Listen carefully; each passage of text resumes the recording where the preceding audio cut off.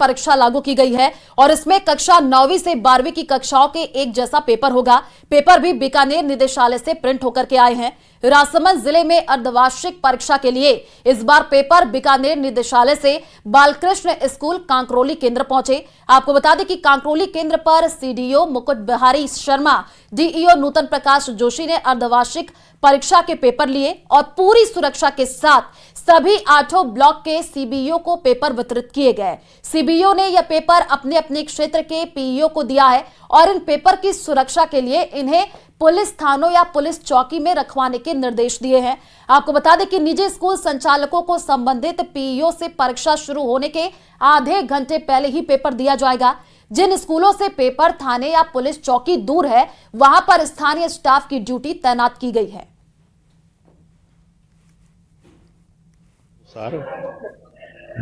पूरे राज्य के अंदर समान रूप से एक जैसे प्रश्न पत्र सभी कक्षाओं के स्थानीय परीक्षाएं जो पूर्व में होती थी समान परीक्षा के माध्यम से, वो प्रश्न पत्र राज्य स्तर से प्राप्त हुए हैं। राजसमंद जिले के प्रश्न पत्र प्राप्त हो गए हैं और जो नवीनतम निर्देश हैं उसके अनुसार पुलिस थाने के अंदर सुरक्षित रहेंगे। राजसमंद में 8 ब्लॉक हैं और 8 ब्लॉक के ही विद्यालयों के अंदर ये 443 स्कूलों के अंदर परीक्षा होनी है। 206 पंचायतों के पीओ को ये सीबीओ के माध्यम से दिए जाएंगे। सीकर के लोसल इलाके के शेषम गांव में मुआवजे की मांग को लेकर के 2 किसान जो है बिजली टावर पर चढ़ गए।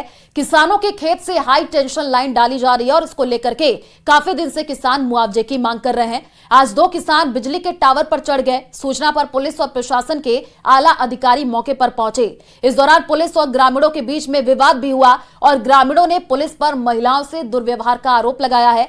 ग्रामीणों का कहना है कि पुलिस ने महिलाओं के साथ दुर्व्यवहार किया है। इसका एक वीडियो भी सामने आया है। ग्रामीणों का कहना है कि एक कंपनी की ओर से यहां हाई टेंशन लाइन डाली जा रही है। इसको लेकर काफी समय से वो लोग मुआवजा मांग रहे हैं, लेकिन अभी तक उन्हें मुआवजा नहीं दिया गया। पुलिस भी कंपनी के दबाव में ही काम कर रही है और उनकी सुनवाई नहीं हो रही है। आज पुलिस ने महिलाओं के साथ दुर्व्यवहार किया। तो सीकर से ये जानकारी आपको दे रहे हैं, तस्वीरें आपको दिखा रहे हैं जहां पर महिलाओं के साथ दुर्व्यवहार का आरोप भी लगा है। मुआवजे की मांग और टावर पर जो किसान है वो चढ़े हैं। खेत से हाई टेंशन लाइन जो है वो डाली जा रही है और इसी को लेकर के ये विवाद बढ़ता चला गया। पुलिस और ग्रामीणों के बीच विवाद हुआ है।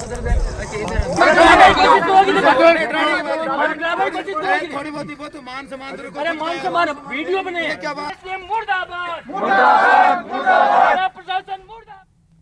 और प्रदेश में एक के बाद एक वीआईपी सुरक्षा में चूक के मामले सामने आ रहे हैं। राजस्थान में सीएम भजनलाल की सुरक्षा में 11 दिसंबर को हुई चूक का मामला अभी ठंडा भी नहीं हुआ था कि एक बार फिर से ऐसा ही घटनाक्रम deputy CM doctor Premchand Bairwa के साथ हुआ है। चित्तौड़गढ़ से जयपुर लौटते वक्त डिप्टी सीएम के काफिले में एक ट्रक ड्राइवर ने जो है कैंटर घुसा दिया। आपको बता दें कि इससे पहले उपराष्ट्रपति जगदीप धनखड़ के काफिले में भी एक ट्रक जो है घुस गया था।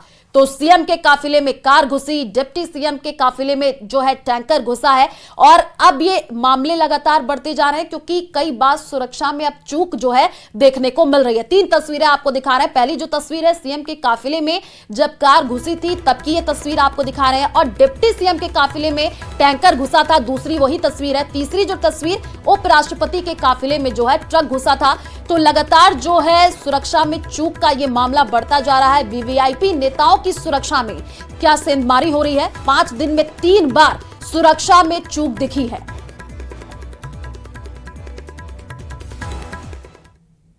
और दौसा से बड़ी खबर सामने आ रही है। सीएम और डिप्टी सीएम की सुरक्षा में सेंधमारी का यह पूरा मामला है।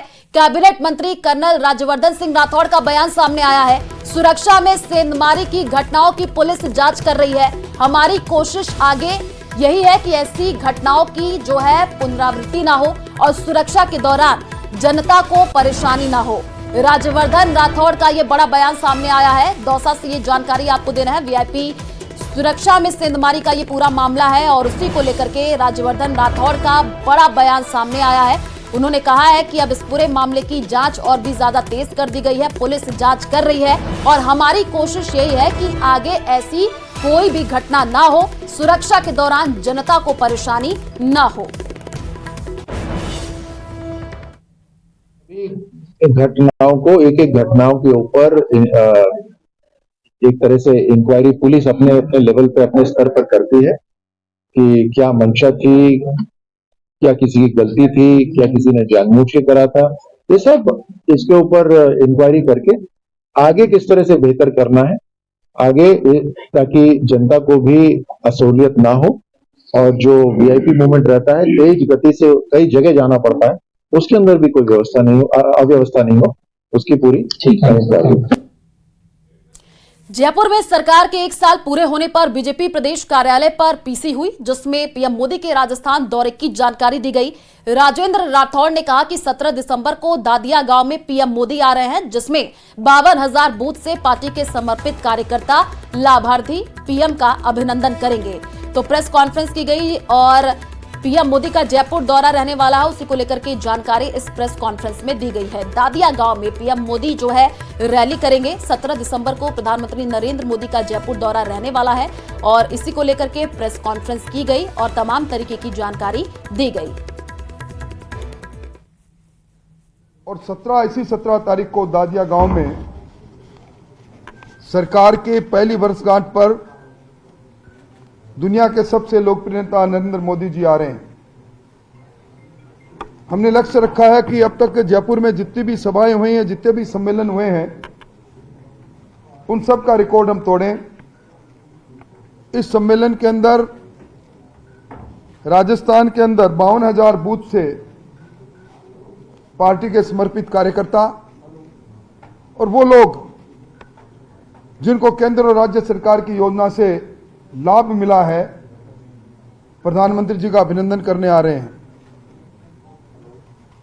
राजस्थान के दूरस्थ इलाके से लेकर राजधानी जयपुर तक सब जगह से इस सम्मेलन में लोग आ रहे हैं। इस सम्मेलन की खूबसूरती ये रहेगी कि हमेशा आपने देखा होगा ईआरसीपी जब मूर्त रूप ले रही थी मध्य प्रदेश के अंदर, उस समय तत्कालीन समय में कांग्रेस सरकार के मुख्यमंत्री विरोध कर रहे थे। पहली बार इस 17 तारीख के कार्यक्रम में मध्य प्रदेश और राजस्थान प्रधानमंत्री जी की उपस्थिति के अंदर ये जो संशोधित पार्वती कालीसिंह चंबल लिंक परियोजना, जिसको हम एकीकृत ईआरसीपी कह सकते हैं, जिसमें राजस्थान के लिए ये जीवनदायिनी होगी। 21 जिलों में पीने का पानी और 2,52,000 के लगभग इसके अंदर सिंचित क्षेत्र होगा। और खूबसूरती इसमें है कि इस योजना को राष्ट्रीय परियोजना का दर्जा मिले, इस दृष्टि से भी राजस्थान सरकार आगे बढ़ चुकी है। 94,000 करोड़ की स्वीकृति। और चलिए रुक करते हैं अगली खबर की ओर। जयपुर में विश्व हिंदू परिषद के प्रांत मंत्री राधेश्याम और सुरेंद्र जैन ने धर्मांतरण विरोधी बिल, बांग्लादेश में हिंदुओं पर हो रहे अत्याचार समेत कई मुद्दों पर प्रेस कॉन्फ्रेंस की। प्रेस कॉन्फ्रेंस में वीएचपी नेताओं ने धर्मांतरण विरोधी बिल का स्वागत किया और कहा कि धर्मांतरण से पूरी दुनिया त्रस्त है। तो वहीं बांग्लादेश में हिंदुओं पर हो रहे अत्याचार पर भी बात रखी गई। अजमेर के 2.5 दिन के झोपड़े पर जैन समाज ने अधिकार बताया था और आज की युवा पीढ़ी को जानने का अधिकार है कि मौजूदा बना स्ट्रक्चर पहले किया था। के विरुद्ध धर्मांतरण जैसा कोई और अपराध नहीं हो सकता। किसी के धर्म को नीचा कहना और लोगों पर जबरदस्ती या लालच से दबाव देना, उनका धर्मांतरण करने के लिए, धर्म परिवर्तन करने के लिए, मैं समझता हूं इससे अधिक घृणित बात कोई नहीं हो सकती। और जब यह लव जेहाद का स्वरूप ले लेता है, अपनी आइडेंटिटी छिपाकर धर्मांतरण करने के लिए लड़कियों को फंसाने का षड्यंत्र चलता है, तो यह समाज में असंतोष भी निर्माण करता है। इन दोनों प्रकार के अत्याचारों पर रोक लगाने के लिए राजस्थान सरकार ने पहल की है, वह स्वागत योग्य है। राजस्थान की धरती पर लव जिहाद और धर्मांतरण ये दोनों ही खुलकर काम किया करते थे और जब जब सेकुलर सरकारें आई हैं उनके ये षड्यंत्र बहुत तेजी से आगे बढ़े हैं। धर्मांतरण के कारण जो जनसंख्या असंतुलन होता है, उसके दुष्परिणाम पूरा भारत झेल रहा है। ऋषि कश्यप की धरती कश्मीर आज वो हिंदू शून्य बन गई है इसी धर्मांतरण के कारण। बांसवाड़ा में इंडिया सीमेंट्स लिमिटेड के प्लांट में ब्लास्ट हो गया और हादसे में 2 मजदूर झुलस गए हैं। ब्लास्ट प्लांट के कोयला डिपो में यह हुआ है। हादसे का कारण कार्बन डाइऑक्साइड गैस का रिसाव बताया जा रहा है और धमाके की आवाज कई किलोमीटर दूर तक सुनाई दी है। झुलसे मजदूरों को शहर के एक प्राइवेट हॉस्पिटल में एडमिट कराया गया है। घटना की जानकारी मिलते ही पुलिस भी मौके पर पहुंची है। मौके पर 3 थानों के 70 से ज्यादा जवान तैनात हैं। घायलों और हादसे को लेकर के मैनेजमेंट से बात की जा रही है। जानकारी के अनुसार इंडिया सीमेंट्स का ये प्लांट जो है बांसवाड़ा शहर से 30 किलोमीटर दूर बजवाना गांव में है और यहां के टैंक में कोयला डालने के दौरान ब्लास्ट हो गया। धुआं 5 किलोमीटर दूर तक नजर आ रहा है। वहीं 1.5 से 2 किलोमीटर तक धमाके की आवाज भी सुनाई दी। तस्वीरें आपको टीवी स्क्रीन पर दिखा रहे हैं। 3 अलग अलग ये तस्वीर है, जहां पर पहली तस्वीर धमाके की आप देख पा रहे हैं और दूसरी तस्वीर जहां पर अफरा तफरी का माहौल भी देखने को मिला। तीसरी तस्वीर जो घायल उनको अस्पताल में भर्ती कराया गया है। तो मजदूरों का आरोप है कि कोयला डिपो में कार्बन गैस की मात्रा लगातार ब्लास्ट का खतरा बढ़ा रही। हम कोयला डाल रहे थे और अचानक आग लगी। कौन सी जगह पे? Cement factory plant. My cement में। तो कितने जने जले? 2 जने जले। हम 2 जने थोड़ा दूर थे, वो बच गए। वो बचे। टोटल 4 जने हैं थे। टोटल 4 जने। उन दोनों का नाम क्या पता है कुछ? कैलाश। ये बजगना में फैक्ट्री जहाँ पर मजदूर लोग कोयला डाल रहे थे। मजदूर बता रहे हैं कि वहाँ पे कोयला डालते समय अचानक कोयले में आग लग गई। इस वजह से कुछ लोग झुलस गए हैं, जिनको बर्न इंजरी आई है। अभी डॉक्टर साहब से बात हुई है, तो एक को 25% तक बर्न इंजरी है, दूसरे को 5 से 10। सर्दी के मौसम में भी पानी के लिए मारामारी मच रही है। पीएचडी से हालात बेकाबू हो रहे हैं। रोज रोज टंकी पर चढ़ करके प्रदर्शन हो रहे हैं, जिसे रोकने के लिए पीएचडी ने पानी सप्लाई को सुधारने की बजाय टंकियों पर बनी सीमेंट की सीढ़ियां ही तोड़ दी हैं। लेकिन लोग भी इनमें एक कदम अब इनसे आगे निकल रहे हैं। अब प्रदर्शन के लिए खाली मटके बाल्टी के साथ जो है लकड़ी की सीढ़ी लेकर के लोग पहुंच रहे हैं। खबर झुंझुनू के पिलानी के समीप नरहड़ गांव की है, जहां पर एक बार फिर महिलाओं ने पंप हाउस पर हल्ला प्रदर्शन कर दिया। हल्ला बोल प्रदर्शन देखिए, आप देख पा रहे हैं कैसे देखने को मिल रहा है, जहां पर महिलाओं ने पहले तो प्रदर्शन किया, इसके बाद अपने साथ लाई जो है लकड़ी की सीढ़ी लगा करके पानी की टंकी पर चढ़ गई। महिलाओं ने बताया कि रोज रोज घर में झगड़े होने लगे हैं, पानी नहीं आ रहा है। बहुएं सासुओं को जो है पानी लाने भेजती हैं, लेकिन एक मटका पानी भी नहीं मिल पा रहा है। पानी की समस्या और पैंती को नहीं, कोई ना क्यों सुनाई करे को नहीं चाहिए ना, तो आगे खड़े होगा गोल गोल बात करके जाती रहे। फिर मैं पाइप गिरवा दी, मैं कुआ करवा दिया, आपके मैं अंदर बैठू ये करा, फिर पानी कभी ना पानी दो, पानी खातर बावड़ा हो रहा। पानी नहीं देगा तो गड़ा अगला के देगा सिर में। की कीमत बोलो भाई, पानी का कौन दे? अधिकारी दिखा तो कौन कठिन है भाई, बच्चे कठिन सूखते पड़े है। बस जाता तो वो पानी दे देता कि भाई नहीं दिए जा तो माने भाई बता दो कि भाई मार से कौन दिए जा। जयपुर के महात्मा गांधी अस्पताल में केडी गुप्ता स्मृति व्याख्यान की कड़ी में इंसान के लंबे उम्र के अहम बिंदु पर बातचीत की गई। अमेरिका न्यूयॉर्क से आए प्रोफेसर नीर ब्राजिलाई ने अपने भाषण में कई अहम बिंदुओं को सामने रखते हुए ये बताया कि भले हम 100 साल या इससे ज्यादा की आयु पाना बहुत ज्यादा मुश्किल काम अब लगता है, लेकिन इसे आसान बनाया जा सकता है। हम अपनी आम जो है जिंदगी को सामान्य बदलाव कर लंबी उम्र पा सकते हैं। शोध के नतीजों के मुताबिक कम और पौष्टिक खाने के अलावा रोजाना 1 घंटे की और कसरत या 9 से 10 किलोमीटर की वॉक सभी लोगों के सोशल लाइफ को बेहतर बनाने और लंबी उम्र पाने के मूल बिंदु हैं।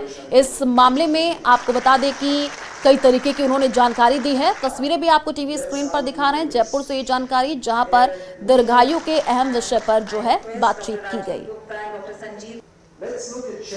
देखिए, जिंदगी बहुत अहम चीज़ है और उसमें क्वांटिटी एंड क्वालिटी 2 चीज़ें हैं।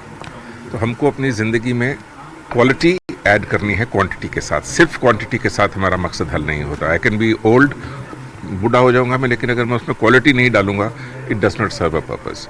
तो इसलिए हमारे को जो बोला इन्होंने कि एक हेल्दी लाइफस्टाइल मेंटेन करना है, which includes exercise, which includes a nutritious good diet, a good sleep, a healthy mind and the healthy life which you have to do that. लेकिन हमारी प्रॉब्लम क्या, आज के ज़माने में अगर हम बच्चे को पूछें, किसी माँ को पूछते हैं कि हमारा बच्चा खेलता है, हाँ हाँ बहुत खेलता है। क्या खेलता है? कंप्यूटर गेम्स खेलता है, वीडियो गेम्स खेलता है सारा दिन, लेकिन बाहर जा कर के उसको वो खेल रहा है। इससे भारत की आबादी बढ़ती जा रही है, वृद्धों का प्रतिशत भी बढ़ गया है और पिछले करीब 50 साल में 10% आबादी तो 70 साल से ऊपर है और करीब 60 साल जो अपन भारत में जो परिभाषा है उसके हिसाब से करीब 20% लोग, तो बहुत बड़ा एरिया है ये।